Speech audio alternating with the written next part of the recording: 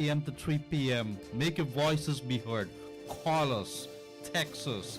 Kaieteur Radio 99.1, 99.5 FM. The Wake Up Guyana Show.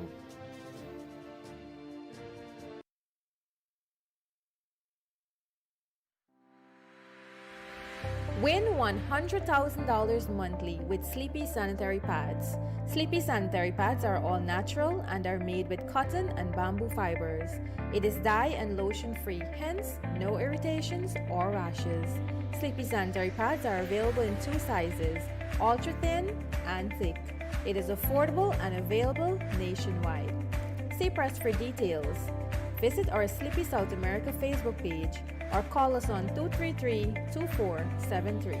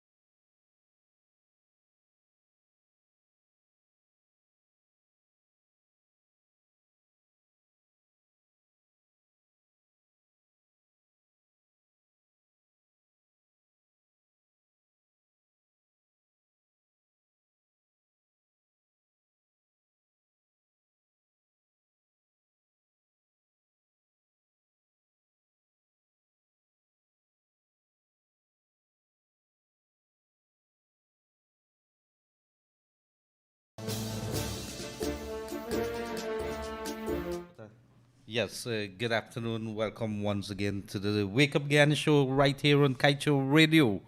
I hope that your souls have been awakened for the day and that you're getting about doing what you have to do because it is a beautiful day and progress must continue. So today, it is November the 11th, 2020. It's Wednesday. It's midweek. And what is it that you need to know today, and what is it that we need to talk about? All orange, like the Netherlands here. I don't know, we have some folks joining us from all the way from Netherlands. But the football team there is orange clad, and they're very passionate about the European folks are very passionate about their football teams. So today it's no linkages to that, but it's just that from the fastest thing with the blackouts and everything that you would have to grab something, put it on, and head out of there for the radio station because that's what we have to do. So I want to welcome you once again to the Wake Up Guyana Show here on Kaieteur Radio. Wherever you're joining us from today, all across Guyana and the rest of the world, it is a kind of a wettish day out there, so be very careful on the road. Traffic seems to be, a little easy around the Harbour Bridge. I think it's going to be closed for a little while to vehicular traffic as they open for river traffic there. So it's going to get a little hectic there, but be open back for in time for the peak period this afternoon. So I could report to you, traffic on these banks seems a little better. Today, I was trying to call Commander Watts on the West Demerara area there because still have to settle that matter with him with regards to what is happening with our traffic and why is it that there seems to be some kind of discrimination going on when it comes to our commuters, our drivers. One set of people being given privileges while the others have to toe the line and woe be to them if they decide to do anything out of the sorts. But there are a couple of other things that we'd want to tell you too. At just about 1:35 today, we are going to be joined by officials from, or one official at least, from the Guyana Revenue Authority, Fabian Crows. And let me tell you what is it that he's going to talk about. Remember, we would have passed a number of reduction or removal of charges, VAT, and so on early this year as a result of that early or that emergency budget that we would have had. Well, they're going to talk a little about that. They're going to talk a little about vehicles. They're going to talk a little about if you have a mortgage, what are some of the benefits that you could get, tax relief from mortgages that you could get via taxes and so on. He is going to be talking about so many other things that we should know. What about VAT on hardware supplies, construction materials, and so on? We want to chat with him a little on that. So, but 1:35, we are going to be joined by a GRE official telling us a little about what is going on there. In the meantime, wherever you are, whatever it is that you're doing, we are coming to you live from our studio here in Saffron Street, Charleston, on 99.1 in Esquimalt and Demerara. And if you're in Berbice, it's 99.5. We're also streaming live on Kaieteur Radio on Facebook, Kaieteur Radio live stream on YouTube. And so we get right down into it. We're going to hit the ground running today as is normal because we want to open those lines as early as possible and try to get our people in tune with what is happening. That's one. And two, so we could be able to hear from them as is normal. We're going to say to you what has always been said. It is your show. This is about you. That's not about us. So let us get right down into the thick of things today. Guyana's largest selling newspaper, Kaieteur News. This is what the headline says, and this was a shocker last evening. When I saw it, I got sick to the pit of my stomach. I pray to God that is not so. When you have parents, parents are the ones supposed to protect their children. And so I'm hoping that it's another case, there's another explanation here. But baby dies, parents held in shocking case of sexual assault. This is a 4-day-old baby, died at a hospital. And when they made an examination, when the baby was taken, this family here is from Grove Squatting area in the East Bank of Demerara. The girl just gave birth, and she took the baby with the family down to Berbice. And when they went to Berbice there, the baby got ill, and she took it to the New Amsterdam hospital. Baby died. When they did an examination, they found that the baby's rear, the bottom, was swollen. It expanded, I think that was the word that was used. Parents are both held right now, being questioned, suspected sexual assault. And how do you I don't even want to even talk about it or dignify it here. I want to say that there might be some other explanation, and I hope to God it's not it. Investigators are currently questioning the parents there. And the main headline here in the Kaieteur newspaper today: PPP, PNC, FC united in the sellout of Guyana's oil resources. And this is coming from accountant Nigel Hines. You could remember that Nigel Hines was a chairperson of that party with Robert Badal was that came up during the elections, contested it. Did not really get anything particular, but what you would have seen, he's always been an advocate on issues in Guyana, corruption and other things that happen with our resources. And he's saying that all the parties in Guyana are united in the sellout of our oil resources.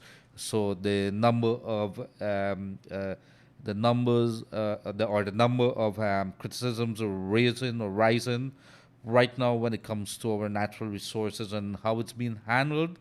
And it's not only what is happening here now, because there's a new government only just 3 months old in place, but what would have happened consecutively, and the political parties, the big ones, are the ones that are being really or coming under the spotlight with regards to the handling of our assets and what Guyana is getting at the end of the day.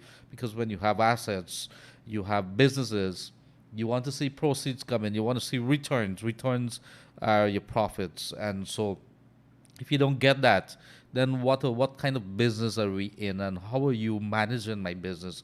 These are some of the questions that are being asked. So hard questions are being asked. APNU FC failed to launch international investigations into oil blocks in 5 years, but blasts PPPC for failing to do so in 100 days. Yesterday there was a center page spread, very much there for the people to see. And then you would have seen the coalition would have been picketing in front of the office of the president there on Vicentin Road. They're blasting the PPPC for the 100 days, and what they say is 100 failures. And so they would have criticized, why is it that this PPPC government, this new government here, not launching an investigation to the oil blocks? But on the 5 years, they never did anything. So that's the story that's coming out there. 100 days in office, telecoms liberalization, and this is the president of Guyana, Dr. Irfan Ali, would have issued a statement through his office yesterday, and they're talking about, he is talking rather, about some of the developments, some of the progress made by this administration here, the PPPC administration, People's Progressive Party, Civics administration there. And what he's saying that we did plenty things within the first 100 days that we're proud of, and the progress will continue. And he listed them. Among them would be the telecoms liberalization, VAT removals, and several things, water, electricity. He said that we, yes, I think there's an acknowledgement that there's a rise in the number of the pandemic numbers, but that's because we're doing more tests right now. And of course, there was a passage of the emergency budget and so many other things that would have happened. So the government is making it very clear that we're very pleased with our performance. We could do more. I think there's an admission that we could do more. I think I read somewhere that there is also going to be movements to acquire more police vehicles for the police to carry out their duties. Accused Ponzi operators want to repay investors using cryptocurrency. This is a very strange one. Ghana is now, I'm not sure. They say that they can't deal with cash, and they don't have any other means. So they are gonna find a way using the persons who would have been investing in inverted commas there, because this company is under investigations for fraud right now. Several charges, including anti-money laundering charges or money laundering charges, being filed against them. And so they're saying after weeks would have passed, because people are agitating right now. 17,000 investors in Guyana are alleged to have done business with this company, Accelerated, and so they want to pay in the cryptocurrency. So I'm not sure how this is going to develop, but a lot of people are keeping very quiet about this. They don't want to talk. I see a lot of back and forth in or on social media with regards to at least one pastor. We did speak about this before. Somewhere along the east coast of Demerara there was one of the leaders of recruiting people, telling his congregation as well as neighbors. And so invested is a very good thing. Well, today, 17,000 persons, especially centered around the east coast of Demerara, a couple of business people as well, are left holding an empty bag. So City Treasurer staff was ordered suspended over stolen market collections. So for the border and Starbuck market, these people collected money. And when I see things like this, I'm wondering why they didn't call in the police to have charges laid. Because if it is that you are in charge of the collection of money for the city, especially when the city is so dirty and you're managing it and you collect the people money, these are market collections, and you don't hand it over to the banks, and you keep it in your vehicles for weeks and days on end, then you have some issues, big questions being asked there. So the city treasury staffers, they're suspended. There should be charges. There are normally charges when people steal a hammer or whatever it is. Should be charges here too. Needs to be investigated criminally, and if so being, let the chips fall where they should. Coalition blames PPPC for hiring tainted Canadian for priority review, but did worse in less than 1 year. And so this is a coalition again. They were blaming the PPPC, and analysis of their work, what they would have done. They did some crazy things with the soil blocks. Like we had a good thing going in terms of local content. We hired a Trinidadian, Anthony Paul. He did a report or did some recommendations Then the coalition turned around, according to the story, hired another person which is affiliated with the ExxonMobil company there, took out all those safeguards for the people of Guyana, and Guyana got a local content that did not give them much protection, and so the companies could have done what they want, bring in who they want, hire what they want with your resources. That's what you need to know. Another outrageous oil bill for Guyana. CGX claims Guyana owes it 20 million despite drilling no well on Demar block. So this company here did nothing but give us a bill, not a bill again, $20 million, 20 million US. You know what that is? That's 4 billion Guyana dollars. You know what's 4 billion Guyana dollars? Let me put it to you. The government announced that they have set aside, allocated $4.5 billion for pandemic COVID-19 cash grant to the people of Guyana. So when a company who did no work, did anything without even finding a drop of oil, hand you a bill or says that whenever we find oil, this is what you would have to pay, you got a really something going on for this country here. We move straight into what the newspaper would have been saying here. IDB approves $22 million loan for Guyana's COVID-19 fight. Well, of course, this is something here. This is to, let me see what it is, would be used for, among other needs, the purchase of medical equipment, lab equipment, and inputs, ambulances, personal protective equipment for health workers, surveillance officers, and border personnel. So this thing is getting serious. This is over $4 billion that we've taken a loan. We have some oil out there, don't we?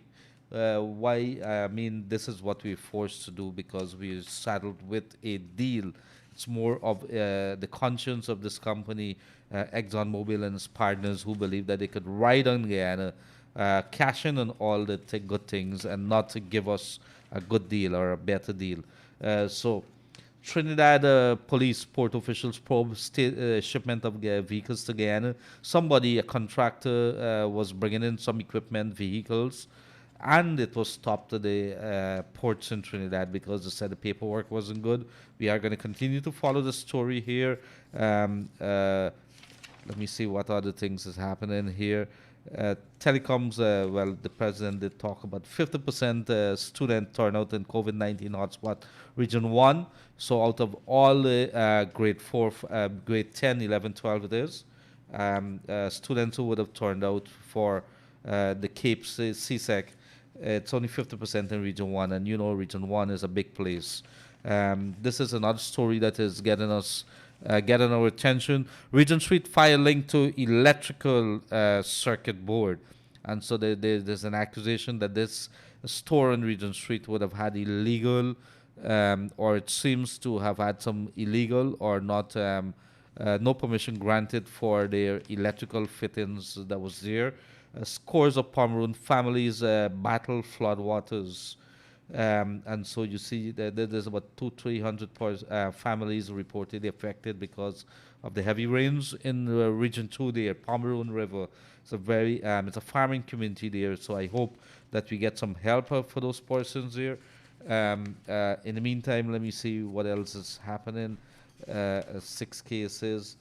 Of course, turn our attention to the United States there. It's not over by a long shot. The gentleman there, former or president of the United States, he's still the president there until another one is sworn in. Donald Trump, not backing down, not doing anything that is gonna make him as if he lost the elections. And you would have known that a couple of news outlets would have called it based on the figures, although there's no official declarations as yet. There is some court challenges, so there is about 30-40 days or so in which before a new president is sworn in. So let's see what happens with regards to that U.S. Case that is happening. So I want to say good day to the folks who are now joining us here on Kaieteur Radio, that we will be joining GRA officials in, or an official in a very short while. Yog is coming with us, or coming to us on Friday. That he's going to be joining us, Dr. Yog Mahadio, my long-lost colleague here on Kaieteur Radio, room 592, as well as the COVID-19 Elections Watch. I look forward to that. And of course, this evening, 7:20, it's the Glenn Lall show. Glenn Lall is preparing himself to come back again. He would have been here Sunday night with his show, very telling us as it is in his own way about the resources, natural resources. He wants to concentrate on that, about how it's being managed and what Guyana should be doing. So he is trying to bring it to, as a businessman, what is it that he's seeing and what Guyana should be doing. So 7:20 this evening um, uh, on Kaieteur Radio here. Glenn Lall is going to be here with Kimal King, Keanu Wilborg, as well as the host, Dr. Yog Mahadio, is going to be there, the Glenn Lall show. So in the meantime, we are coming down to about 1:30 here. And what are some of the things that you should know also? Let me see. Well, you should know that we are going to be opening up the lines immediately after the GRA folks are here, talking about a number of things, some of the things that you should know about. We should also be talking to you and tell you that you could send us those messages to 6222222. And of course, immediately after that, we open in the lines 226 7453. 6222222 is where you send us those messages. So in the meantime, it's just about 1:25 p.m. In Guyana. And some of the things, um, uh, let me see what are some of the things that you should know. Um, well, we don't happen to have anything there. Let's see if there's any. Yes, there's some messages here. Um, uh, I'm interested in learning. Hi, good afternoon. My uncle was murdered in potential house. This is picture. Advise me what I can do to please air. I'm not sure. I am going to send this to our people. Thank you very much for that. I'm going to send this to our people. I'm really sorry. Your condolences if your uncle is murdered. The matter was the matter reported to the police. I'm going to send this to our people right away and let them start start acting on it right away. Um, so wherever you are, whatever it is that you're doing, I think we've covered all the bases when it comes to the newspaper today. We are going to be talking a little about something that came to my attention this morning. We have a serious problem. There's a lot of kids that are suffering from depression, and that's because it's been brought on not only because of the pandemic, but there's a serious financial burden on parents. A lot of people are out of the job, so some of the pressure is piling up on our students. And let me, as we go on to about 1:30 or so, spend a couple minutes on that because from time to time when I hear these stories, I have to share it. So I have two kids who are at home right now, and they are doing their classes by WhatsApp and Zoom and so on. And you would hear them come and tell you stories from time to time. And a couple of things that are going on that are really putting pressure on kids. Like number one, a lot of the kids don't have access to internet. One. Two, those that have access don't have enough devices, maybe computers, maybe tablets, maybe laptops, or even whatever it is that you would use to do those classes. When you do happen to have the classes, some of the teachers, because they're dealing with a pandemic that is putting a lot of pressure onto the people right now, a lot of the teachers are also operating from home, so they have the family there. What they do, yes, they go into the curriculum, but they take a snapshot of some pages in the books, send it to the kids. Could you please go do your research? So every day you could guarantee one student will have about 7 or 8 homework. I had it home last evening, and my kids were still doing homework. I'm not talking about studies here. They were still doing homework about 12 o'clock in the night last night. And they're fortunate to have their printers and internet and so on. But I worry about a lot of the kids. But what they reported to me is that the kids talk to them, the other students, the fellow students talk to them too. And a lot of them are really, really, really depressed because of their situation at home. The things, they hear the parents quarreling. It's a lot of stress on people, and so it's really affecting them. Do we have the best do we have the best format of schooling right now? Do we have another option with our limited resources and so on? Even the Great America, they are having problems in several states with regard to schooling and the way that they're going about it. So it's a struggle right now, and I think it's the Minister of Education, Priya Manik Chan, would have made it very clear that one shoes doesn't fit all, or one shoe doesn't fit all. It simply means that there's going to be a big difficulty in bringing education to the people that is going to please everybody, for the simple reason that not everybody would have the same playing field. So there's a big problem. I'm not sure. I did try to call the minister this morning, and the minister is the minister was busy, I think. But I'm going to chat with her a little later, because this is something I want them to address. Maybe how do they, could encourage our students. And so I consistently try to talk to the kids to encourage them, and tell them that you're one of the fortunate ones. But when I see the hard work that they put in, because of the system that is there right now, and there's no other option, I really feel for the other kids as well. And so that's something that we have to continue talking about as we move forward. So right about now, we are going to be headed into what I'd call our insurance time. It's a better value. If you want your insurance and get a better value for better protection, get your ship and cargo covered with us today. That's Caricom General Insurance Company Inc. at 121 Regent and Ornock Streets. To better serve you, you can now purchase your insurance online from the comfort of your home. Telephone 225-1787 or 269-0020. Caricom General Insurance Company Inc. Do we have GRA folks? Right. So we have Mr. Fabian Clo. I think I hope I'm pronouncing it right. No, 1 second. Let's get hooked up there, because it is important that we we get onto our authorities and let them tell us what is happening. We could continue to educate ourselves about certain things in the end. It's the only way that we could uplift ourselves in this beautiful country of ours. So, Fabian is online. Good afternoon, Fabian. Are you there? Are you hearing me clear? I think you'd have to unmute your mic. Fabian, you hear me? I think in the meantime, while he's trying to fix that, Fabian Close, and he is part of the GRA's Guyana Revenue Authority. He's the public relations. He's one of the public relations officer there. He's going to introduce himself in a very short while, in a more official way. But in the meantime, Fabian, do you hear me? I think he is dealing with some technical issues there, putting it together. So in the meantime, while he's getting himself there, so we would want to talk about a couple of things, and I think he knows that we want to talk about mortgage increase, mortgage relief for persons who are taking mortgage. Now, we always look at how we could benefit in this country from either some deals or something or the other.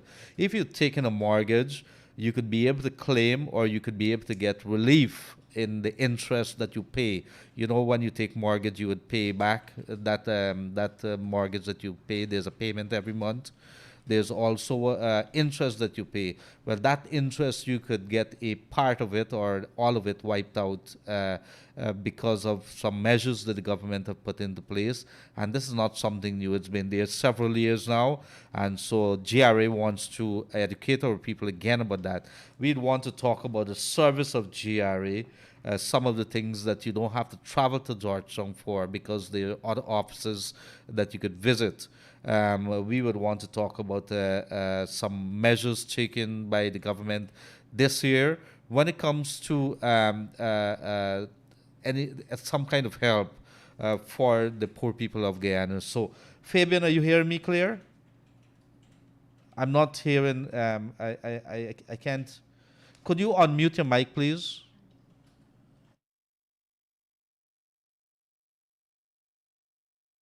Okay. I'm not hearing. Maybe we'd have to probably calling him or something.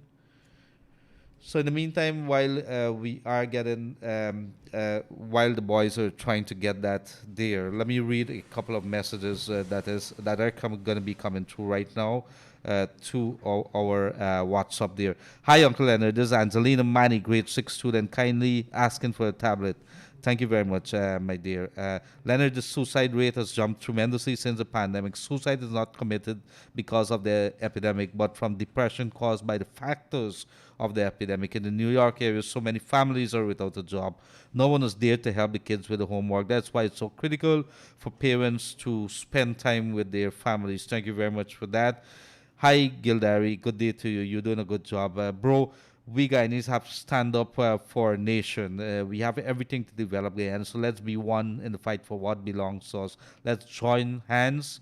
Wake up, Guyana. Thank you very much for that. Good afternoon, sir. We heard that the Minister of Housing come in Barbies, but we went to the location. Okay, I'm not sure. We heard that the Minister of Housing come to Barbies, but we went to the location there. Thank you very much.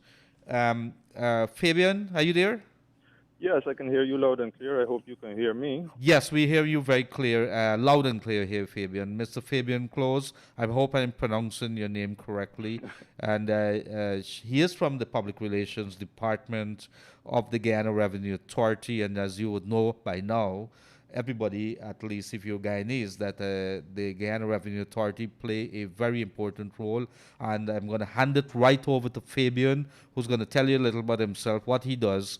And because going forward, we want to invite Fabian and the rest of the folks down at GRA to come on from time to time to continue to educate our people, because this is what this show is about here on Kaieteur Radio. So Fabian, over to you, my brother. What is it that we're discussing today, and what is it that you want to tell the people? All right, so first of all, thanks for giving me this platform to speak to the nation, and my apologies for not getting the Zoom correctly, but thankful nevertheless. So I just want members of the public to be familiar with our operations here at the Guyana Revenue Authority as a result of the impact of this global health crisis that we are facing and the adjustments that we have had to make in terms of our operations. So I don't know how often you visit our offices here at the Guyana Revenue Authority, but we have had to make, like several state and private entities, some adjustments to safeguard the interests of staff as well as the taxpaying public. You are aware that the tax returns deadline had to be extended twice to September 30th, and also that the government had granted waivers on COVID-19 supplies, waivers on the taxes for importation of these supplies up until December 31st. But as it relates to the office itself and visits to the office, there is, at the moment, a limit to the number of persons who can enter the GRA's facility at one time. You will be subject to mandatory body temperature checks at the security hut. Now, we're asking Leonard, and this is a tough call to make for taxpayers, but try as much as possible to avoid having children in your company whenever you visit our offices. I know it's difficult for some parents. You can't just leave them. Sometimes they're the only guardians for their children, but we're asking, in the interest of their safety and ours, ensure that you try as best as possible not to have them in your company when you come to our offices. Now, when you enter the building, and there is a limit, there is also a limit to the number of persons on the ground floor, so you may find yourself waiting a second time under a tent in the facility. But we're asking persons just to be patient, adhere to the instructions of the security personnel whenever you're entering the building, and follow the instructions. Washing of hands, that's mandatory. Wearing of masks, that is also mandatory. So just bear those in mind whenever you visit any of our office locations. All right, thank you very much, dear Fabian. And I want to get right down into it. Let's wade right into it. I a couple of people over the last couple of weeks who would have been complaining. I think it is that the government would have passed an emergency budget, and there was a couple of measures in there. One of it is the removal of VAT from construction materials. I did send to you there, somebody went to a major hardware store on the East Bank of Demerara, and on those receipts here, I think VAT was charged. Could you enlighten us as to that? Because people are complaining about it. All right. So, as it relates to the removal of VAT on construction materials, that would have been zero rating, subject to Schedule 1 of the VAT Act, and that is as it relates to locally produced sand, stone, concrete blocks, plywood, and lumber of a type and quantity used in construction and housing. And for those who love to peruse the VAT Act, you would see in the schedule, in the first schedule, that being included. This happens ever so often, Leonard, where an item is zero rated or exempt, and you would still find some business entity charging VAT on the items. I would advise, from the GRA's perspective, your first and foremost objective is to ensure that you bring the matter to the attention of the business and demand your refund from that business. If it is that they are defiant, because it's in the law and it is already in effect, I think you should bring the matter to the attention of the Guyana Revenue Authority, and the GRA will make representation on your behalf, as long as you have the evidence that the provision in the law was not being abided by the business itself. I want to ask you, and you did mention locally produced materials and so on, lumber and everything else. But I want to ask you, what about, let's say, pine wood coming into the country and those steel and everything else, zinc and whatever it is else that comes with the construction? Are those zero rated as well? Because I think there's a lot of confusion over that. As long as it's listed in the zero rated schedule or the exempt schedule, those will not attract VAT. And zero rated and exempt for the consumer, it means the same thing. You don't pay any VAT, but for the business, the implications are different. So I think persons should peruse the zero rated schedule carefully to see. I don't think I recall seeing imported materials, except one news article which I saw recently as it relates to imported stones. Okay, the stones.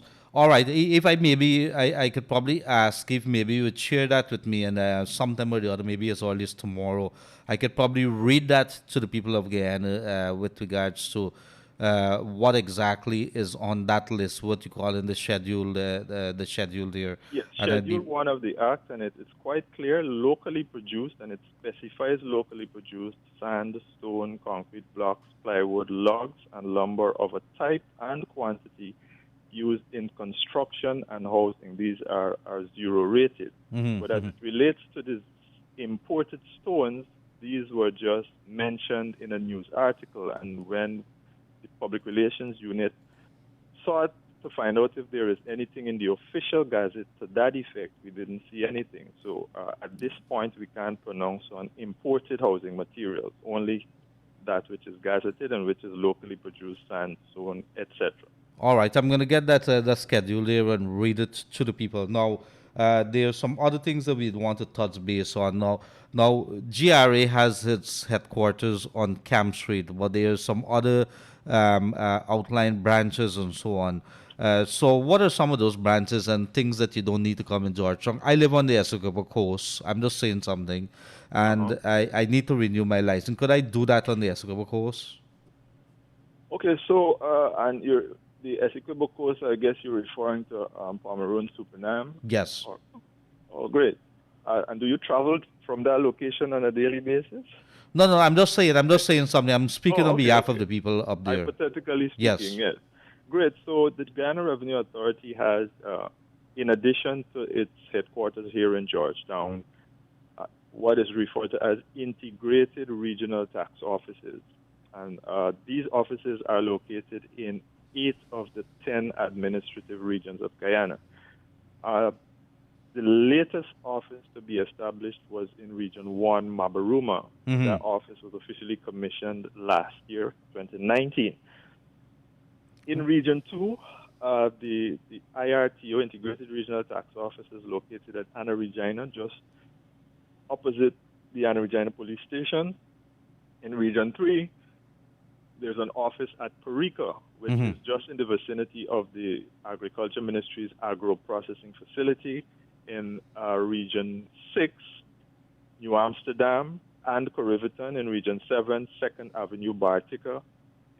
In Region 9, there are two locations. There is a tax office in the commercial zone as well as a checkpoint for vehicles crossing the Takatu River Bridge. And in Region 10, there's an office at Casarina Drive in the Watuka area. So these are the offices permanently or from the Guyana Revenue Authority that are in those outlying regions. And at the moment, there are plans to establish a facility at Onvawak in our Region 5, West Berbice. Right. And so right about now, and specifically my question to you, what are some of the services that you could do there? Because one of the things, a lot of people got to come till Georgetown to renew their driver's ID and so on. Could you do that out of town in those various branches? Yes, fortunately, in 2019, or was it late 2018, the GRA upgraded those facilities to facilitate applications for driver's license in all of those offices that I mentioned.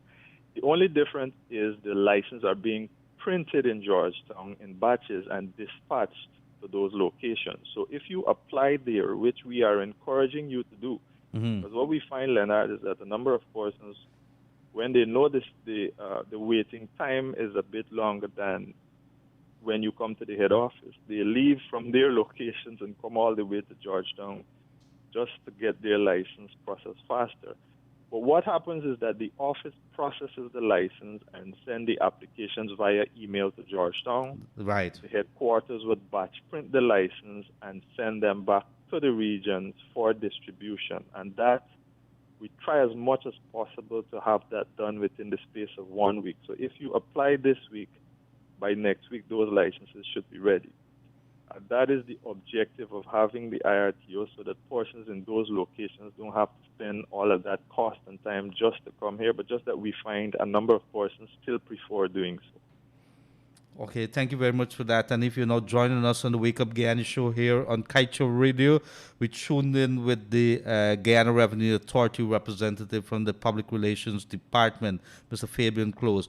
And sir, one of the things that I know that you're raring to talk about is the mortgage interest relief program that has been introduced by the government. Tell us a little about that, because I know a lot of people, I think this government has made it very clear over the next 5 years, it wants to introduce at least 50,000 or at least address 50,000 applications for housing. And so this is going to be a big impact, because you have to go to the banks, to NBS and so on, and probably apply for mortgage, at least the majority of people. And so there are some benefits of getting a mortgage. Over to you, Fabian. Okay, so, and you're right, mortgage interest relief, it's actually a government initiative. It had started in 2013, and the objective of that is to allow a portion of your tax income to be used to pay the interest on that residential mortgage. And when I say pay, not pay for the entire interest, but just to help the process so that it's affordable for you as a homeowner, a first-time homeowner. What happened as a result of the 2020 national budget was that the housing mortgage loan ceiling increased to 30 million Guyana dollars. And you would recall that in 2017 it was reduced to $15 million, because at the time the government then was focused more on allowing low-income homeowners to benefit more, but it's now back up to 30 million. So this means that if you took a mortgage or a loan to build a house anytime after January 1, 2020, or before 2017, and that limit is $30 million, you can now come into the GRA and apply for what is known as mortgage interest relief. And as the name suggests, it's a relief on the interest you pay on that residential mortgage. And you and I know how the banks work, Leonard. You take a loan, you have to repay with interest. That's correct. And for first-time homeowners, authorities want to make it affordable for them, knowing the amount of capital and investment and time they have to make just to construct a house. There is a precondition, though, Leonard. You have to be a first-time homeowner. So you have to be doing this for the first time. And first-time homeownership doesn't necessarily mean that you have a complete house that you have ready to turn a key and walk in. It could simply mean that you purchase land to build a house, but you haven't constructed the house. You are considered a first-time homeowner there. Maybe you started construction, but it's not finished as yet. You're still considered a first-time homeowner. Or maybe I sell you a property, a complete unit. As long as this is happening for the first time, you can apply for mortgage interest relief, but you have to be a first-time homeowner. The property must be for residential purposes only. No business venture must be undertaking. You have to, and this is important, you have to be tax compliant. As in all your tax returns submitted, all your taxes paid, because it's a tax rebate that's going back to help pay on the interest. You have to be a Guyanese citizen. So once you meet that criteria, you come into the GRA, complete an application form, and present with us the information that the banks give you, the lending institution that approved the loan. It could be a commercial bank or any mortgage finance company, hand in hand, and what's the other one? New Building Society. So show us the mortgage agreement, show us the schedule of interest, because we need to see how you're required to repay that loan.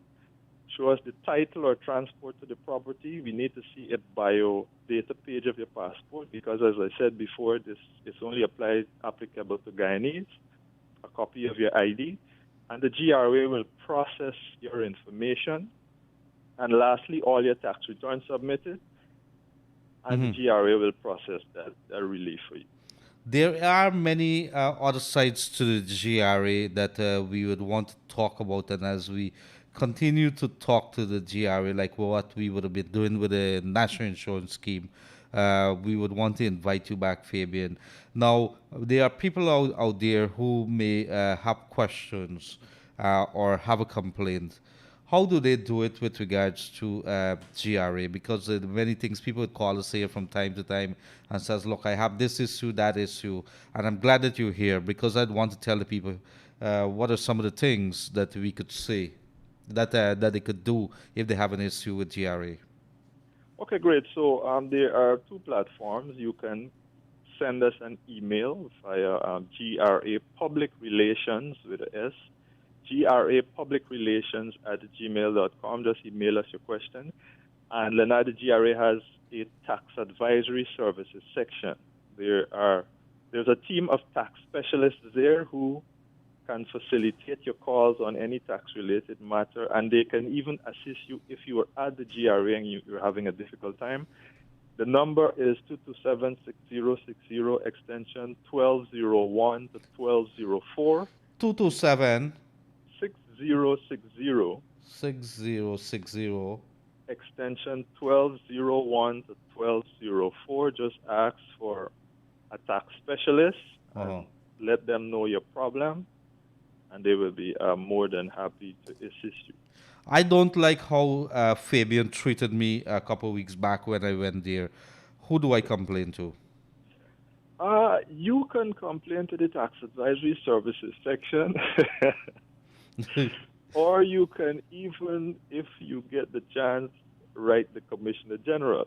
A number of persons are asked to do so, not if they have a personal problem with the attitude of a staff, but if they were assessed by the GRA and they are not satisfied, or they're not accepting that they have to pay this amount in taxes as the GRA is demanding. They can file an objection by writing the Commissioner General. But if you have a problem with Fabian, you can also call Tax Advisory, or you can call Fabian himself. I'm in the Public Relations Unit, 227-6060, extension 5400, 5400. Give me a call. Thank you very much for that. And Fabian, I got you here today, and you did promise that you're going to come back and so on. And we want to open it to you. If every week you want to come talk about a little of this, a little of that, please feel free to come. We could talk about the need to file your tax returns and the importance and some of the benefits of filing it. Because I know that if you don't have that, if you want to open a business, it could come back to haunt you in a very, very big way if your taxes are not up to date. And I That's think there are true. penalties also. So we would want to talk about that. Is there anything in closing that you would want to say to the people of Guyana with regards to the services of GRA? Because I want you to come back every week, maybe, if you can, maybe spend a little 10, 15, 20 minutes with us. Yes, sure, sure. Thank you for the invitation. I'd be more than happy to come back again because, as you rightfully said, there's so much to divulge into. But I would like to leave with members of the public two reminders. There is a external cashier station at the Guyana Post Office Corporation using the Rob Street entrance. If you have taxes to pay in customs, VAT, internal revenue, instead of coming here and waiting in line, you can go to that location. There is no lines at that office, and it was set up specifically to ease congestion here.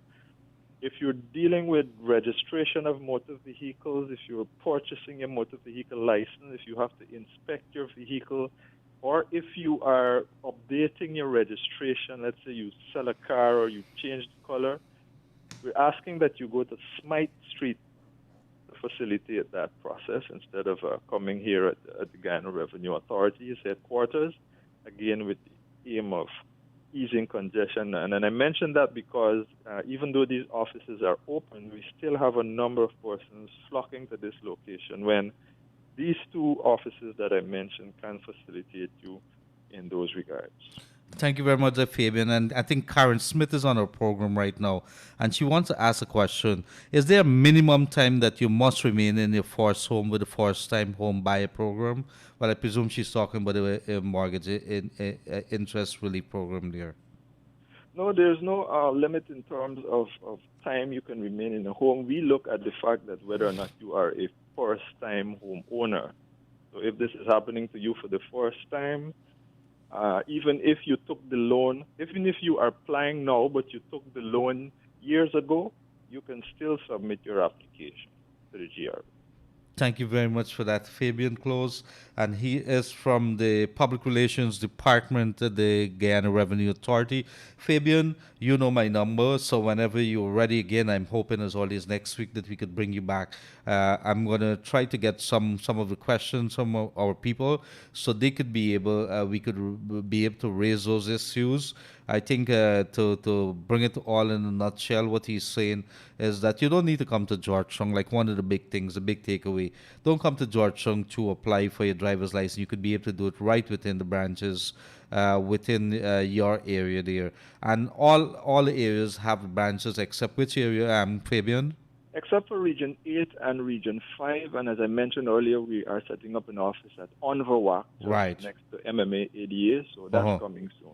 Thank you very much for that. So it has been a pleasure as always talking to you, Fabian, and we will be back with you whenever, I think as early as next week. We could come and bring you on 10, 15 minutes, and maybe if you're willing to take some calls, because people do happen to have a lot of questions. Like I think one of them that was recurring is if you want to suspend the use of your vehicle, you have to inform GRA, and I think GRA's boss would have said that. There was one man who said that he wants to take on the GRA boss, and some questions over that. So, these are things that are there. People want to talk, they have questions, we have to give them the answer.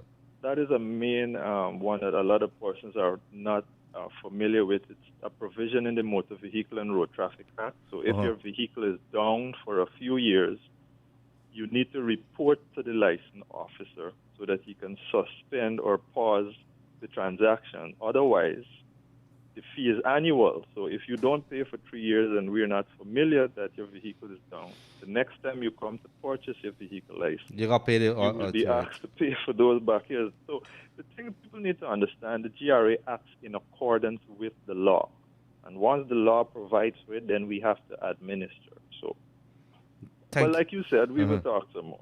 Yes, thank you very much, Dave. Fabian Close of the Guyana Revenue Authority, there, Public Relations Department, sharing with us some of the services of GRA and how to make your life easier by not, clustering the Camp Street, which parking is a big issue. Until then, Fabian, to you and your team name, have a pleasant rest of the day. And of course, a good day to Commissioner General Godfrey Stacia as well. Take care, and thanks for giving me the platform. Be safe out there. Thank you very much. So while we say goodbye to Mr. Fabian Close there of the Guyana Revenue Authority, some breaking news we understand now, and we are going to be continuing to follow it. We understand that the Guyana Police Force has made some arrests with the murder or the murders of those two cousins up in the West Bobis area.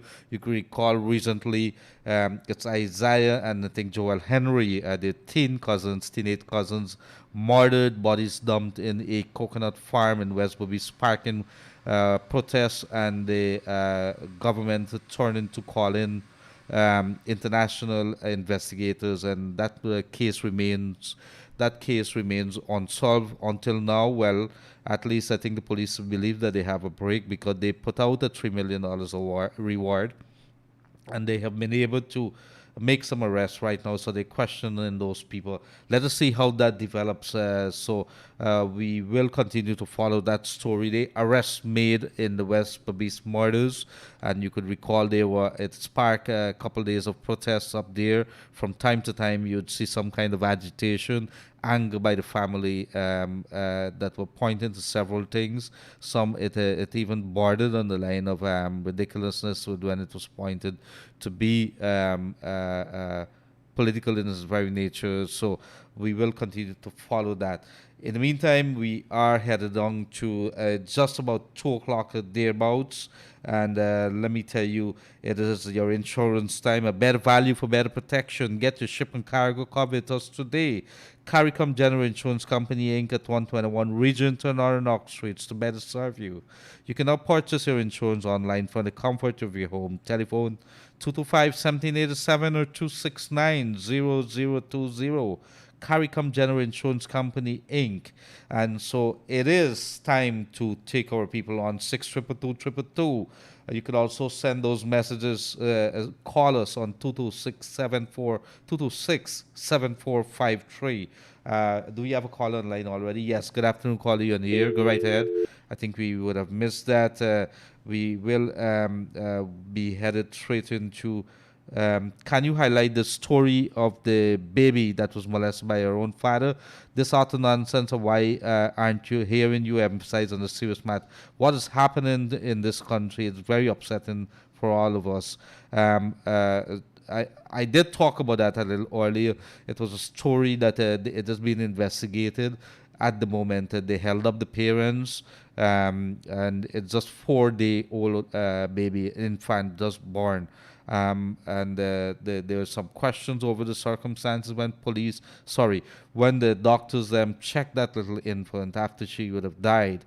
They found some suspicious signs around her rear, and it is a very shocking case. We will continue to follow the story here, but the dad and the mom, said to be from the Grove squatting area in the East Bank of Demerara, are in custody. The baby died at Borby's, where the mother, would have taken the baby to visit her relatives up there. Good afternoon, my brother. Thank you for the great job that you're doing. Thank you very much. Hi, Len. Good afternoon. Just a call to say how well the old age pension distribution location at the Merriman's pension distribution location in Merriman's between Cummins and Light Street in Georgetown has functioned. Kudos to the personnel. They are very polite, kind, and helpful in dealing with the senior citizen. Thank you, Mike James, Church Street. Good day to you, Mike. You always been tuned in to us, dear, and thank you very much. In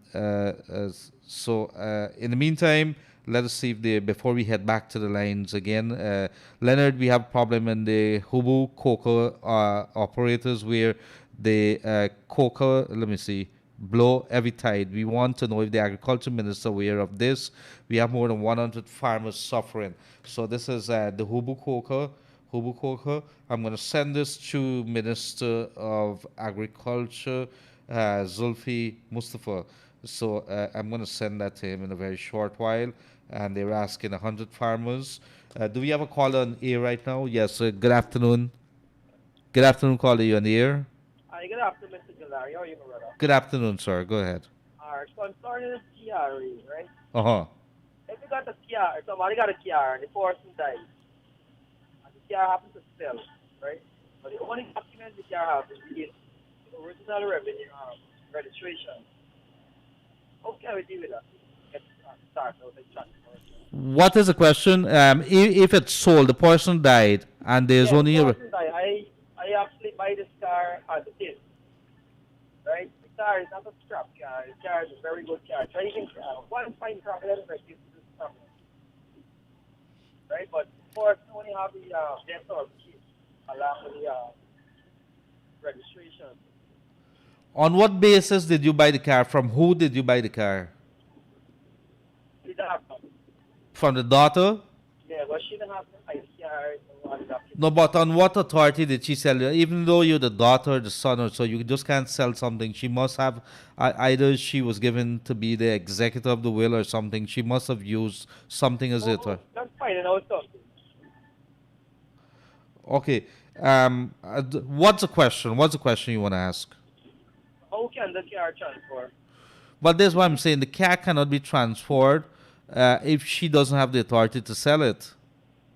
Okay. So let me explain to you. If I Sell as it is. Yeah, if I have a vehicle in my name, and me and my brother live in, I die. That brother can't sell that vehicle unless he was able to become executor of my estate or something, or I would have left it or gifted it to him in some ways or means. That vehicle cannot be transferred to you unless the court or the authorities see that authority coming from the brother. The brother must present an authority, which is either the will or something, or the probate or something there. Okay. So the only way that you could have gotten that in your name, I'm not sure. That's why I ask you on what authority did she sell it on. From my knowledge, she just can't sell it. You might be able to. It's just not can't happen until she's been authorized. Okay. But you'd have to continuously talk to that lady there, whoever it is, and maybe if she would have gotten something by now. If she doesn't, I'm not sure. You might have to talk to a lawyer. But from my knowledge, unless she has an authority, she's totally unauthorized to do that. Okay, because what happened? After that, father has been dying, property share up. Uh huh. So unfortunately, she has to just let the car. Right. I know it happens to a lot of families. Like they But left his it brother now, Uh brother he has to get for kid, but the insurance company need a letter of administration huh. before they could issue the insurance. So Yes. the car You cannot yeah. be used on the road because of the insurance, but the fitness and the revenue legal. Yeah, before you could take, I mean, you could use if there's an insurance in place and things like that. You could take it out. You don't need to really do anything. You just buy the revenues and things like that because you were Yeah, authorized but to do it. But the insurance might be the main man. How do you take out the yeah, insurance and so? yeah, well, I can't get insurance in my name because of there is No, you won't be able to get it in your name until that matter has been transferred. So I already it's yeah. Thank you very talked. much. I already talked to the brother, Uh-huh. right? But he said he only have a copy. He only have a death or kid. But he's willing to help me out. No, yeah. I think the only thing they could do is if there is some ways you would not probably be able to ever own that vehicle, but if there's some ways that they could do the insurance and maybe give you a power, not even a power attorney because they're not authorized to do that. The Oh, only authority comes from a will or a probate or something there. All yeah, right? but he can't get willing so on because sudden death. Right. I know it happens. Many cases happen like that. Oh, but you don't know other assistants that could advise. You might have to talk to a lawyer there. I think they might be able to give you a little more advice. But from my knowledge, in the absence of that, very difficult. Okay, very difficult. All right. Thank you very much for that. So thank you very much. Another thing as we talking, right? I observed in farm area there, these guys cleaning up the road. And where farm? Yeah, in farm or selling farm. Yes. Up the road by the 4 lane, Uh-huh. which is something very good. Uh-huh. I see the yellow line and so on, but the barranca in the middle of the road there, in the night when some drivers just drive and you go in and they come in, the bright light is blinding, you don't see the middle of the road, which is the barranca, the corner there, at the middle of the 4 lane. Uh-huh.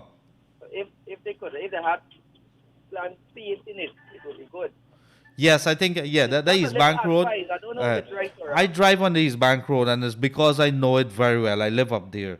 Yeah. I could be able to get it. But if you're new to that East Bank Road, you better tread very carefully because it's very tricky. It's very tricky.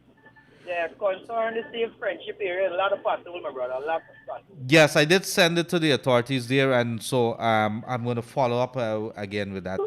Thank you very much, sir. Yeah, I heard call yesterday. Yes, I did send it to the officials here. I'm going to Yeah, follow it brother. up with today. Thank you very much. Okay, thank you. You have a blessed day. You brother. too. I want to say good day to the folks down along the East Bank of Demerara today. And you're tuned into the Wake Up Guyana show here on Kaieteur Radio. We're coming to you live on 99.1, 99.5. Or if you're on Facebook, it is Kaieteur Radio on Facebook or Kaieteur Radio live stream on YouTube. Good afternoon, Mr. Gildari. The road from Parika Junction going down to the Parika Coca is in a terrible state. Can you highlight it to the Minister of Public Works? It's a busy road going to the Hubu and Parika and back. The bridge by the Parika Coca has no rail too, so I am going to send this over to the, let me see.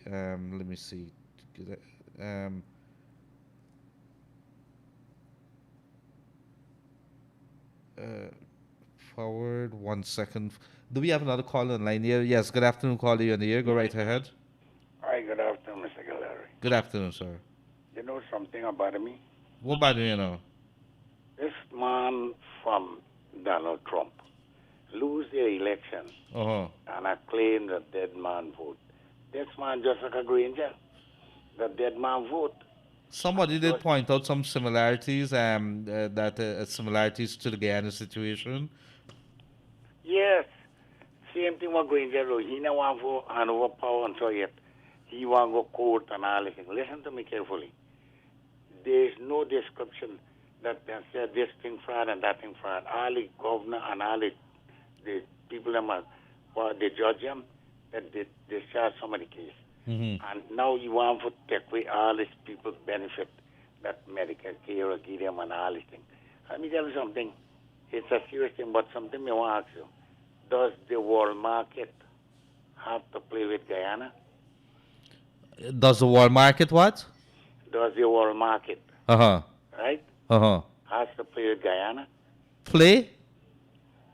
Involve Guyana. What I mean, the market of New York, America, Uh-huh. right? Uh-huh. They have to play with Guyana. It's a difficult thing. I think because we do happen to do a couple of things on the world market. Via the oil, we are on the world market there because they are dealing with that. The second thing is we have sugar that's selling on the world market. Well, at least a particular customer. So it's somewhat traded there. That's what I could say to you. Yes. And because me attack this thing, because once you have that, it's a play to Guyana because you have a president who win, a vice president, the opposition that win in America. And they not get for going because he don't want to give up. Now, Guyana depends on the market for the oil, the sugar, and other things.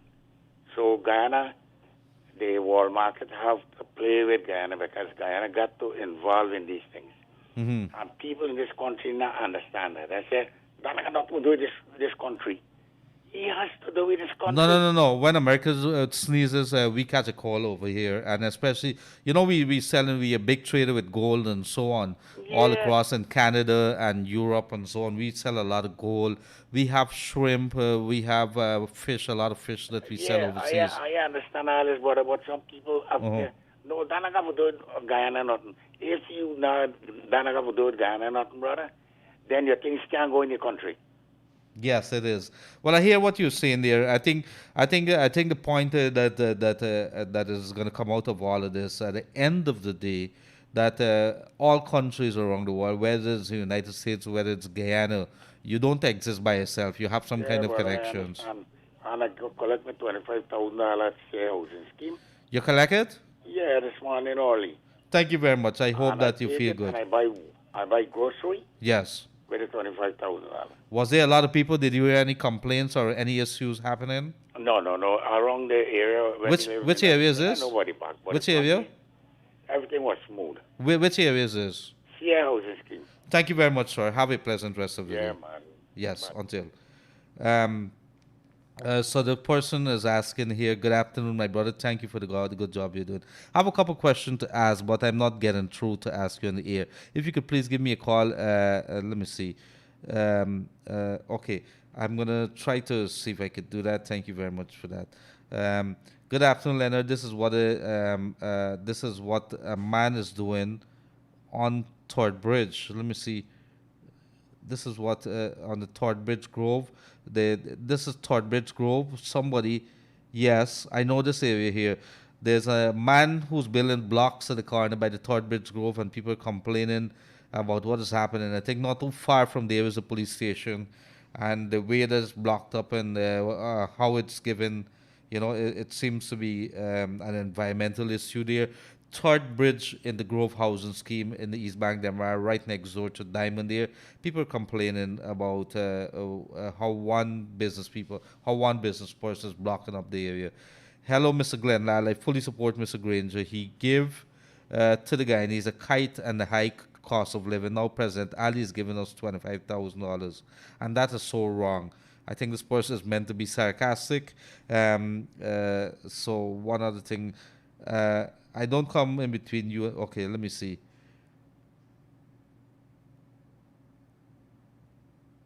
Okay, is one. I'm not sure what this person is saying. Okay, so we go back to our lines here. Good afternoon, caller. You on the air. Go right ahead. Hi, good afternoon, my brother. Good afternoon, sir. My brother, yesterday I was trying to get on to you, talking about the minibus, them, social distancing, on the East Coast. East Coast of Demerara. Yes. There's nothing like that. You know when the COVID-19 come out first, the minibus drivers, they used to got the liquid for you wash your hand and them thing in the bus. But now, the thing gets so still that the bus are ram now. You know why? Because some of the bosses are owned by policemen, and not only the owned by policemen. The other story that's coming out there is that somebody is friends with somebody, pass a little raise here every day. It's big money, every day. If you could walk and you gotta give. That is true. Yeah, if you got 20 minibus and each one of them got to give a little $200-$300 to a policeman at the end of the day. You know the story. We know the story. The whole Guyana know the story. Yesterday morning, I was traveling, going home, and from work, and this bus was trying to carry me. The road empty. That's early morning. Now, this man, they're matching the line. So me tell you, Mr. Man, you're not supposed to match the line, man, only because of emergency then, or you have to go over. You want to be a professional, you got to do professional work. Try not to match the line, man. Not because the line up on the road and the road clear. Try to be professional. No, they don't care about that because we like to do things. We like to break all the laws. We like to do all kind of things. And when, things happen, you say, why did it happen? Why would you break the laws? Why would you drive without proper lights? Why would you not want to service your vehicle? Why would you want to overload your vehicle? Why would you not want to wear your mask? We like to do things differently. Yes, sir. We're special kind of people. What? Is more than half of the person in the bus that I travel in does be out of mask. And nobody tell her nothing. All what the driver want, he want the passenger. Now, they will do this. What the government will do, he say, well, all right. 2 in a seat, and you're not going to get conductor, right?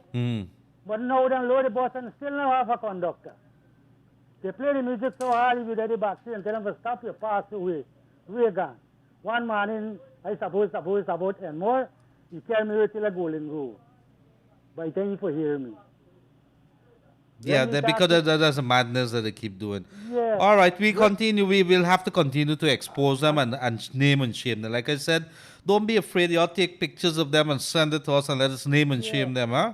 And the next thing I tell you, the disease from Guyana, gone in America. Uh-huh. You know, election time. All It right. is spread now to America. Well, we have some serious problems over in Yeah, America. because The numbers have been increasing again. Second wave. I think there is going to be some more shutdown in the United States of America. Many European countries are shutting down again because of that. Thank you very much, sir. yeah, sir. Thank you very much. So I want to say that the numbers that you send or the number that you're sending the messages to is 622 622 Do not call us on that number. We can't take the call. Do not call us on that number. Call us on 2267453.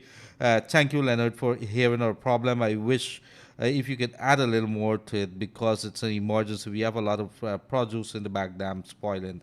Yes, I'm going to deal with this issue here in a very short while. Send it to the minister. So thank you very much for that. Do we have another caller online? Good afternoon, caller. You're in the air. Deal with this issue here in a very Hello? short while. Hello? So thank you very much. Hello. Yes, good afternoon. How are you doing? Good afternoon. Good afternoon, sir. Is this Leonard? It is. And you're on the air right now. Okay, Leonard. Before the no confident motion, my granddaughter went and took in all the papers for daughter birth certificate. And up to now, we didn't get them. I was trying to call for the man. I called because somebody did send me a message the other day there about her birth certificate there. And this is before the COVID. Samantha Lall, and we took all the papers. We went to the magistrate. We went to the Mirage building. We got the papers from there. We went to the court at Court 7. The magistrate. No, what the birth certificate that got to do with the courts? Well, because the name of the child was on it. I still don't understand. You applied for a birth certificate. Okay, go ahead. She got the birth child in the hospital. Uh-huh. She registered the board, Right.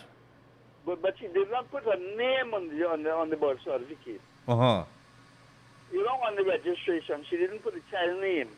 Uh-huh. So we were being advised to go to Mirage Building, get somebody to write up her papers and so with the name.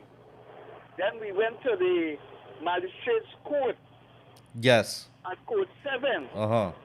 And from Court 7, the magistrate sent us straight to GPO. Right.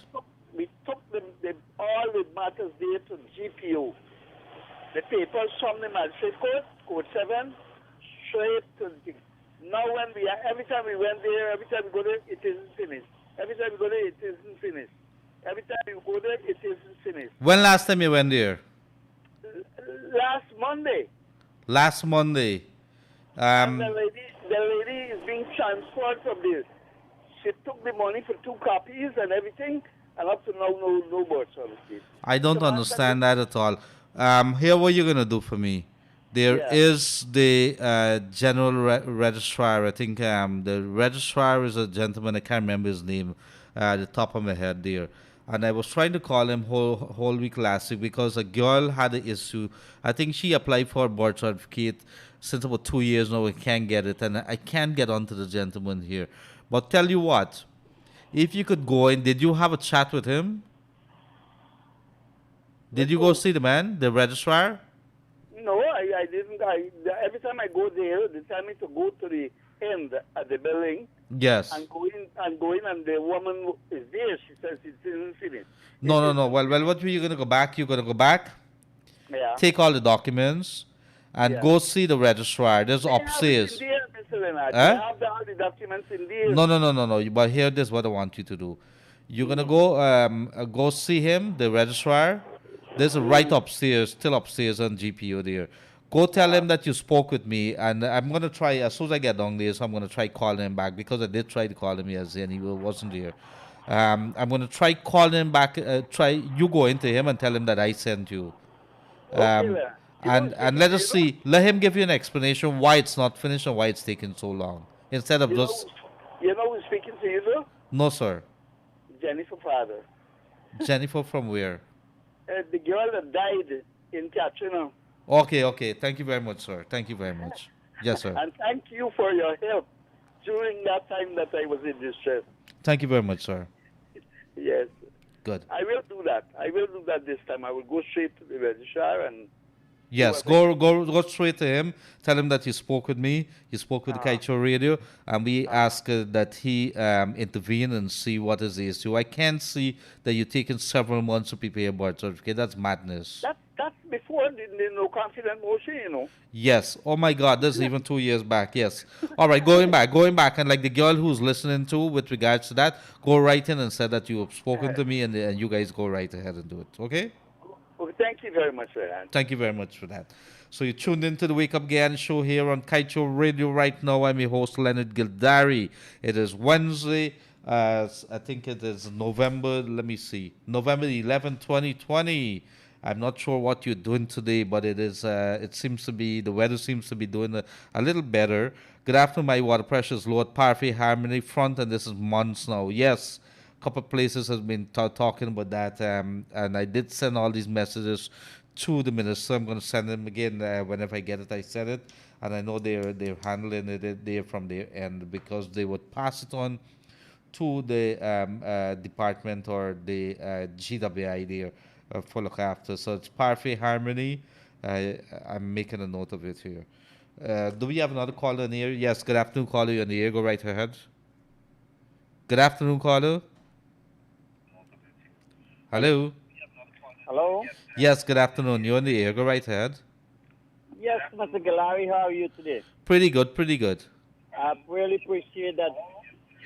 I really appreciate that a good thing you done for the country to highlight this country. Yes, thank you. Could you lower your volume on your radio, please? If you could do that for me, I'd be grateful. We have an issue in Visas North. Visas North, I know that area there. That's opposite Beth Hope there. Yes, yes. We have a problem with our road, and this is running on the PVP government was in power. Oh, yes. We never have a road there. The APNU, AFC was in power. We never have a road there. This is right by the school or somewhere there? Very well, very well. Uh-huh. We normally go and pick billers ways from people. Uh-huh. Build the road, and the school area is very bad. So we should really appreciate that if Mr. Edgel. No, here what you're going to do for me. Here what we can do it. Like I always tell people, write a letter, or get someone to write a letter, drop it to the NDC chairman, and let a copy of it go to either Deodatindar or One Edgel, as well as to the RDC up in Triumph there. Well, the chairman is already aware about it. No, you just do it again. What you doing there?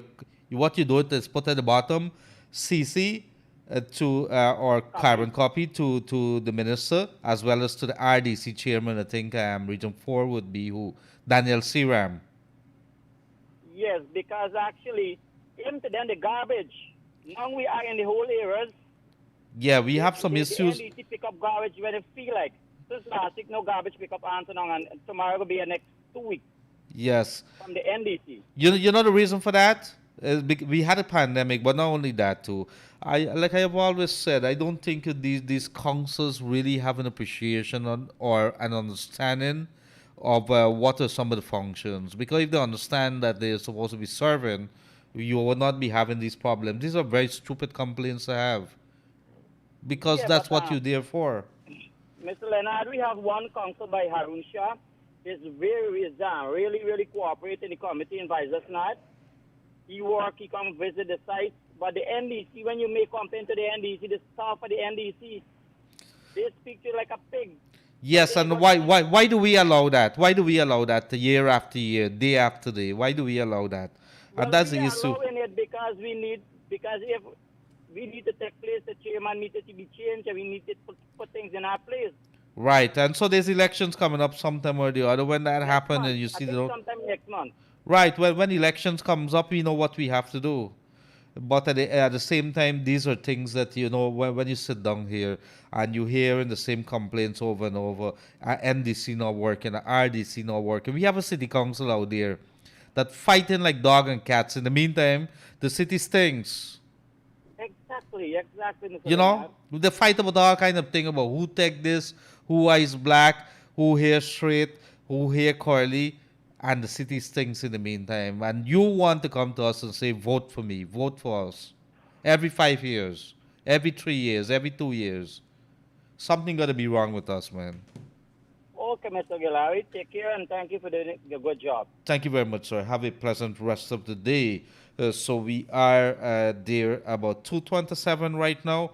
Let us see some of those messages. I want to see some of those messages that you send in 6222222, or you could call us right now 226-7453. We want to know what is it that's bothering you in your community. We want to hear what is happening. Do we have a caller online? Yes. Good afternoon, caller. You're there. You're here on Kaieteur Radio, rather. Hello? Hello? I think we would have missed that call. Hello? Yes, we missed that one there. In the meantime, let us see what is happening here. According to CNN, Trump shows little interest in his work. The president is set to make his first public appearance in 6 days. His planner indicates absent without leave. What is Donald Trump doing? Pompeo informs Congress of intent to sell $23 billion in arms to the United Arab Emirates. I'm not sure. This is some very serious. Pence on the radio, under the radar as Trump fights for power. And so CNN has always been a Trump's case here.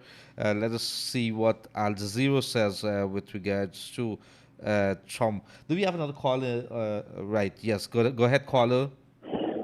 Hi. Hi. Good afternoon. Good afternoon, sir. I calling in for the incident for teacher not updating the journal about these books that what the government distributing for these children to use. Yes, those workbooks.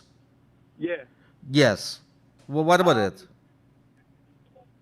It's just that my kid done missed 2 books already. Uh-huh. And last night when I won't call the teacher name or the school area. And last night when I do call her to find out what taking place with these books, I asked she if the administration updating she along the line towards the parents them. Uh-huh. She said yes, getting update. So I said, how come these things and distribution as when you get update? She said she don't know that our books is there right now. So I was like, what you were basically saying that there seems to be very little communications by the teachers to the parents and the students. No, it been a communication by the teacher towards parents because it looked like she's taking her work so seriously. When I asked her for the administrator's number, she don't have it, and she got a teacher group. So if you have a teacher group, you must have to have the teacher the administrator's number. And then she said she can't give out that. I said, well, I am calling to the ministry for let them know what's going on with these distribution. Because my son done missing two book already. No, you have several things. You could call into the ministry. There's a regional education department too at Region 4, the Triumph. I think it's the RDC building, Triumph on the east coast of Demerara there. There's a regional education officer there, a department there. You could also call the Ministry of Education too, and you could seek some clarification. You see, one of the problems that we have here is that some people, some families might not have any kind of numbers or so landline, and so you're on your cell phone all the time burning up credit there. It's a big issue. We have some serious issues in this country, you know. Yeah, well, this is the thing. While some parents are making the effort, the parents are getting the work, what. You're not getting the encouragement. You're not finding the means and so on. I hear what you're saying. So the teachers is not like them. They're just the home at just a random thing, and just don't care. Damn, who cares? and they either get update or they either get pushed wrong or something along the line. Yes, it is So indeed true. what Thank you. happened is just shortly then you see the book appear on the group, and then she get information right away. I was like, when she hear about I ain't calling to the ministries was like, she just maybe sit all day home or something. I don't know. No, I don't think it's so. I think it's more of an issue. So, This is really a strange time for this country and for the world. A lot of people don't know how to handle it. This is not normal school days. A lot of people don't know how to handle it. I know teachers putting credit into their own phone and they're pushing their hands in the pocket because it's the only way they could teach the students. no, well, this teacher to me like him paying more attention with to gender and that. My son is now gone into grade 1. Uh-huh. And you're supposed to pay more attention to these new kids that will come. Mm-hmm. So it's like this is not the first time. This is about the third time. I'm going to raise this matter with the education department and let them make the teachers them more aware. They got to bring them up to scratch because this is unusual time and you got to bring your act together. Yeah, it looked like to me like if she gets an update from the headmistress, it's like she maybe having own person that who she would call up to this get these books, Yes, I hear you. Supposed to put it on the group. Uh-huh. That's what is in the group. But Right. it's like a favorism thing along the line, and I don't know. All right, I hear you. I'm going to raise this issue. I understand perfectly what you're saying there. All right, thank you very much. Thank you very much, dear. So lots of complaints, lots of concerns here with regards to schooling, and it's natural when you have kids and you're working and you're barely making it, and especially with this hybrid system, this experimental system that we have, trying to bring the kids back to some kind of normalcy, if you want to call it that, with the education system that we have here. What I could tell you is that for this entire year, the pandemic and, of course, elections have totally exposed this country for our shortcomings, our lack of resources, among other things. It has left us in a very bad place. It has really left a lot of kids out in the cold without very little things in which they could get themselves up to date or up to speed with the curriculum there. In the meantime, let us see if there's any messages coming in. I'm not sure. Today seems to be a day with a lot of people on the road there. Gildari, good afternoon to you and all of Guyanese. Why is it that the government of Guyana paying? Why is the government of Guyana paying for Exxon's exploration costs in the billions of US dollars when the oil belongs to the people? In addition, they extract our oil about 100,000 barrels per day. That's only one well. Sell it to the world market, then withhold 75% to offset their production costs. Then the remaining 25% will be divided up between Guyana and Exxon. The price for today is set at $41.36 US per barrel. Government officials from both parties should be ashamed of themselves when signing these deals. We the people are not Lazarus, we are not beggars, and the oil are a scared commodity given to the people by Allah, where our local technocrats has to deal with these greedy imperialists. Guyana is now considered Dumbai, not Dubai. When will our government learn, Leonard? The prayers will not help us. Future deals must now be negotiated in the interest of the Guyanese people. Allah help the people or the government of Guyana. The people really need to understand these types of transactions. Then all hell will break loose. Thank you very much for that, sir. And all the way, Derek there from New York. Why is it that the government doing about the oil situation in Guyana? Well, good question. Hi, good afternoon, sir. Keep up the good job. Enjoy the program. I have one point to make.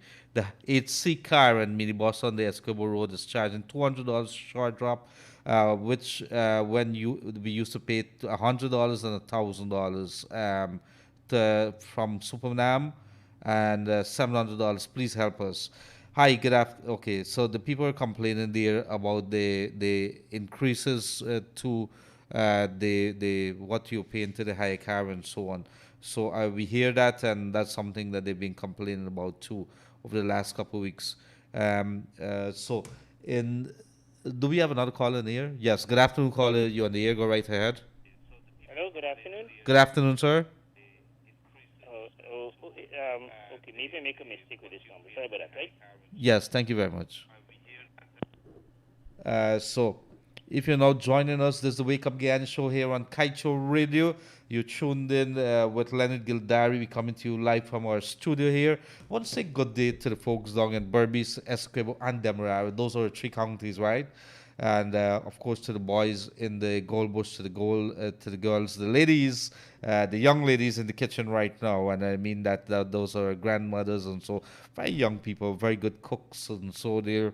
Whatever it is that you're doing, I hope that we're keeping you alive. We went to a wake house a couple of nights back. It was dropped in because it was a Muslim guy died, and so the next day funeral. They don't keep them too long, and try to walk in there with the mask on and so. But people they got to know Gildari's there, and so it was a lot of politics. People talking about what's happening with the country, but it's always so very warm, and there were a couple of ladies there, and they were very upset that I didn't go across and say hello. Said every day that they tuned in. So from the Grove Diamond area there, from the Old Grove, whatever it is that you're doing, I want to say good day to you, that we are paying attention. We know that you guys are tuned in every single day because you enjoy what we're doing here. You appreciate what we're doing here, and we're doing it because you people are deserving of it, and we want to give you that voice.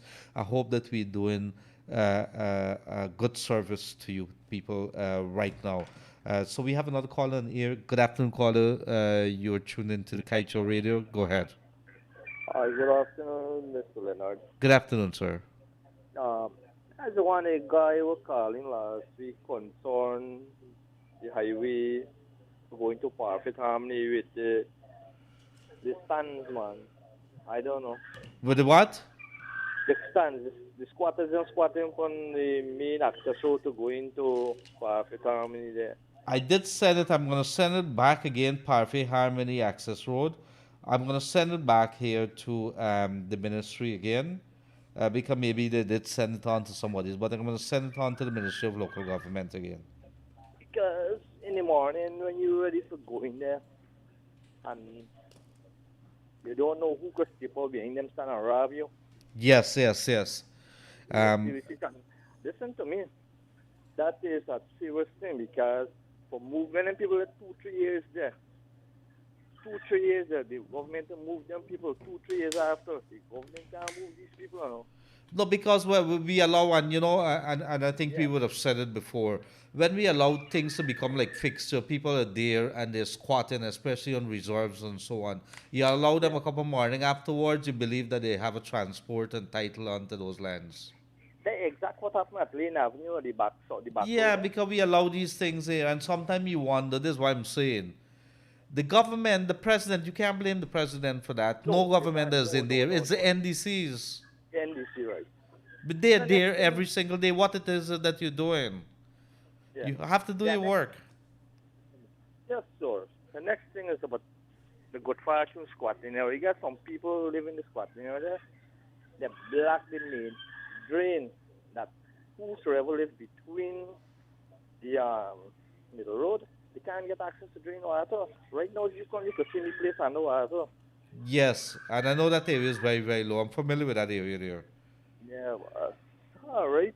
All right, just continue raising the issues there, but you got to continue. What you guys got to do is help us here too, right?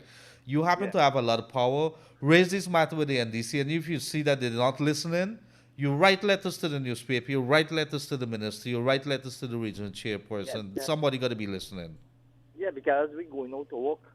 Yes. The same thing, activity taking place there. All right. Thank you very much, sir, and I hope that everything remains safe, and let us see whether we could get some changes in this country. Yeah, boss. Very good. Thank you, sir. Until then, bye-bye. So I want to say good day to the sugar workers up in Berbice, in Demerara, as well as across on the river there, Iflot. Hard-working folks. Sometimes we don't really pay attention. And of course, we have not been paying attention too much to our hard-working medical personnel, the doctors, the ambulance drivers, the cleaners, the nurses. So many of them working round the clock, and those people conducting those tests, COVID-19 tests right now. I did pass on Sheriff Street, and I see even Sheriff Hospital there next to the railway embankment line. They're offering COVID-19 tests as well as their facility. Not that we're doing any free kind of publicity for them, but what we could tell you is that this country, this past couple of months, has been such an eye-opening experience in terms of what we're doing here, how we're struggling as a people, and what could be if we could get it right from our oil, from our natural resources, from our proper management, that we should be able to get something better.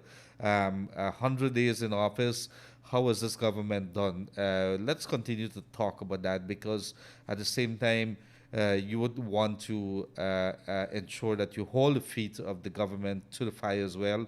Let them understand that you have to deliver. And I think President Ali and the rest of the ministers, they have been engaging. The good thing about it is that they have been engaging when you talk to them, when you send messages or so. They're very respectful. They might not answer right away, but within a couple hours, there's always some kind of acknowledgement. I can speak on behalf of myself. My experiences with the couple of the folks down in the administration, a couple of people, members of the cabinet there within government. Do we have another caller on the air? Yes, good afternoon, caller. Good afternoon, caller. You're on the air. Go right ahead. Hi, this is Kaieteur News. Yes, it is. You're on the Kaieteur Radio right now. This is Mr. Gilari. It is. Okay, thank you. I'm from Iflot. Iflot, yes, sir. Sugar area. Yeah, there is the area next to the sugar industry. There is some streets there. Somewhat streets? Yeah, some streets in the area. The crash streets them. It's very bad. There's the issue with the ministers, Mr. Gil Tishir, finally when they were opposition. Until now, nobody has come and see what's going on in this area, and the street is deteriorating very bad. Did you raise the matter with your NDC in the area? I was part of the council. And what is saying? You have said 23 years y'all went in power, and none of y'all didn't come and check these areas there. And the resident is complaining on numerous occasions, and nobody is not taking no heed. Well, here what you can do for me. Here how we can tackle this. Because like I said before, I did encourage a lot of people. And in fact, that's how we can do it. We can start being citizens with power. Because we have a lot of power in our hands. Get somebody to write a letter to that NDC. Copy it to the RDC chairman. I think Mr. Ayubin Chan or whatever his name is there now. There's a new NDC chairman. And get a copy of that letter to the Minister of Local Government and let them start working on it. You have to do that. I was part of I was a councillor. Yes. And I raised it to Mr. Ayub. And me and he get a little high tax in concerning doing that. Sarah, who was opposition at that time, was keeping meeting there, and she fell down. And she didn't come and make representation to fix those roads. All right. Well, you got to do it. Let's start changing it up now. And if you see that doesn't work, send me a letter. I'd have it published. There is a councillor present now. I don't know if we have a councillor or is the name of a councillor is there, because nothing has been done in Iflot for the past. No, but we got to start changing these things here. Let's don't complain anymore. Let's start taking actions. These people come and they knock on the doors and they kept meetings and they went to everybody and people went out and they voted. They have gotten in there because the people believe that they could have done something. We cannot we have to stop treating them with kids' glove anymore and saying, you have a responsibility. You got to embarrass these people now, man, because they represent you. When they don't do the work, it looks bad in the government. listen to me now.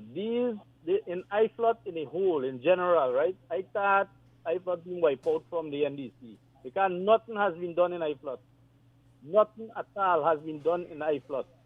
Got two bridges. One is the George Bridge and one is the Fine Bridge. Broken up. Two boards have been come out. People have the vehicles got to traverse there.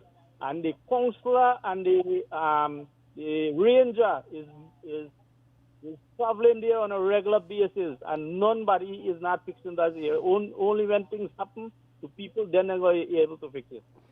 Send me some pictures and things like that, and let me all deal with it. But let me start working on it. Every time you see them misbehave or they don't do the thing, start embarrassing them. That's what we have to do. Well, when we do that, they say we is the opposite. Let me ask you a question. Which country you live in? This country here? You have to start protecting this country. This country is like this country is your home. It's like your yard. It's like your house. If you can't protect it, nobody else will protect it. It starts with you. That's it, Mr. Gilari. When we speak, no, you don't be fighting with them. If they think you call them or you call me, tell them you're picking up the phone and you're calling Gildari or you're calling somebody. When we speak, they brand us as PNC. They have meeting in the No, area. they can't do that, man. How is it that you asking to better this country and the brand you as a PNC? Who does that? Even if the brand you is some other political party, they can't do that. That's not how it works. Let me tell you what's going on, Mr. Gilari. They have Bata House meeting with ministers, and we weren't invited as a group of citizens in the area. Right? We were, because we are the person that talks, what's wrong, what needs to be done. You understand me? They don't want to hear us. I want you to start, you guys got to start opening them out. Don't look to the neighbors, don't look to things. Start doing it yourself, because if you fall along in that street there, if you fall along or things happen to you, it isn't going to be your fault because you sat down or something happened to your family member. You sat down and you did not do it. All I'm just saying to you, boss, just, let's start being a little vocal. Try to help the situation. Try to help Gildari. Try to help this country. It's only because of people like you. The mere fact that you're calling here is because you have an interest. Yeah. All right? I will give you one more point, Mr. Gilari. I will give you a little hint what's going on. Ocean View, that is the village near to the seawall. Yes. Was flooded, I think, 2 hours ago. I don't know if you can remember. When we had the major flooding in the night flood. Right? No politician didn't come and see what's going on with the residents. Nobody didn't come give somebody a bottle of water. Well, I hear you very clearly. Thank you very much for coming on to program time right now, and I'm going to take that. But you need to start opening your mouth, start writing, start sending letters to the NDC, to the RDC, to the ministers. They're representing you, and they've asked you to vote them into place. So you have to raise those issues about your roads and everything. You have a big mouth. You have to open it, okay? Yeah, Mr. Gilari. The only time these politicians come is when election. Well, you got to change that. Thank you very much. Have a pleasant rest of the day. So bad. Thank you very much. You're tuned into the Wake Up Guyana show, and we happen to have 2 people in the studio. I think I want to say hello to one of them, and I think, could you come over here, sir?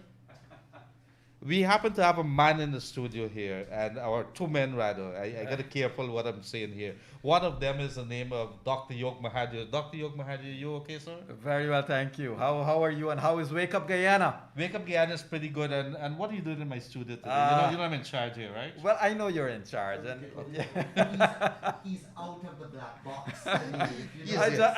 I just came by and decided to pay a visit. We've been doing this for 5 months, was it? I'm lost. Yeah. Not even a call from anybody. So you know how it goes. But anyway, a lot of persons. I'm going to be with you on Friday. Thank you very much. I'm going to come in on Friday, and we're going to be having a discussion together on Friday. AC is not going to be working on Friday, so you can walk with your rabbit. Not a problem. I will be zooming in on Friday. He's going to be So, ladies and gentlemen, I will be chatting with all of you on Friday with, of course, Mr. Leonard Gildari. Thank you very much, Yogan. And I think you and I have something in common. I see the side of my hair. It's getting a little gray. And you think say you're having some gray there. But Well, it's a good thing, right? 5 months have done this to us, right? Yeah, I have some grays too. 5 months. I'm getting a little bald this, too. yeah. So, you know, we have a couple of things. And I laugh every day when I see now Pompeo facing the same thing that we were facing. Oh, yes. But we'll talk about that on Friday. Yeah, right? we're going to talk about that. So, Take care. Dr. Yog Mahadio, you know, he's been my good colleague, my good sensei, whatever you want to call him. And he's going to be with us here on Friday. But this evening at 7:20, you should join him. He's going to be hosting the Glenn Lall show there. And you know, it's not going to be easy because when them boys open them out, you know, they're very frank.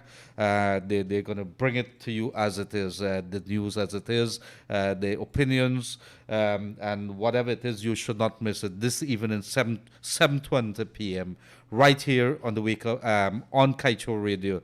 They're going to be talking about our extractive industries and so many other things that affect the people of Guyana. To tune into that. And in the meantime, we're coming down to program time. We are going to be with W.R. Riaz just after 3 here today. I want to say thank you very much. It's been a pleasure as normal. We are going to be back same place, same time here tomorrow. We will be on Friday at just after 1 with Dr. Yog Mahadio, myself. I think we will be having a minister on board too. Let us see. I'm talking to that minister, public service, Sonia Parag. So in the meantime, you take care, stay safe. Much love from the studio here. Over to you guys. Stay safe until then. We will be back with you tomorrow. Same place, same time. I hope that we've uplifted your spirits here today.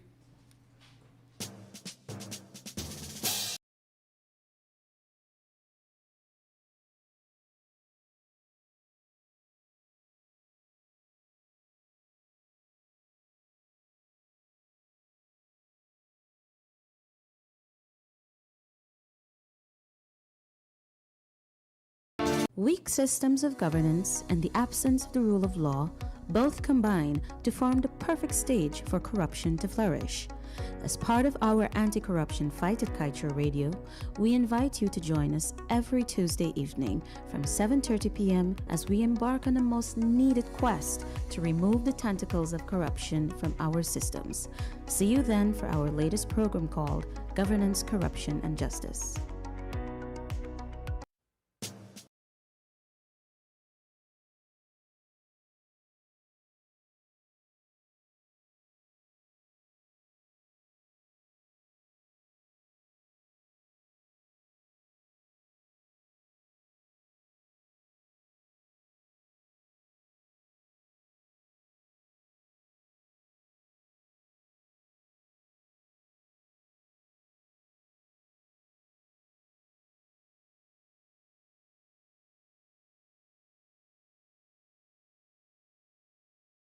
Sponsored by Dex Soap. 1. Practice social distancing. 2. Wear your mask when leaving the house. 3. Wash your hands regularly for 20 seconds using our Dex Soap. 4. Cover your nose and mouth with a disposable tissue or flex elbow when you cough or sneeze. Choose Dex Soap for that extra cleanliness. Dex Soap is affordable and available nationwide.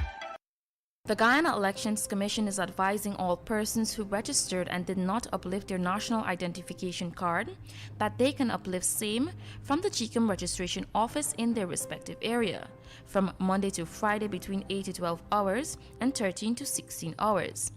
ID cards are only available for persons who registered before 2019 but never collected their ID card, persons who are older than 18 years and registered for the first time during the house-to-house registration 2019, persons who requested a replacement card because they lost their ID card, persons who requested a retake of ID photo, and persons who have had an ID card but requested change or corrections to their names or particulars. ID cards are not available for persons who already have an ID card and persons under the age of 18 years at the time of house-to-house registration 2019. Don't delay. Visit the nearest GHK registration office to uplift your ID card today. For more information, contact GHK on 225-0277, 223-9653, or email us at pro@gcom.org.gy or visit GCOM's website at www.gcom.org.gy or the nearest GCOM registration office. Keep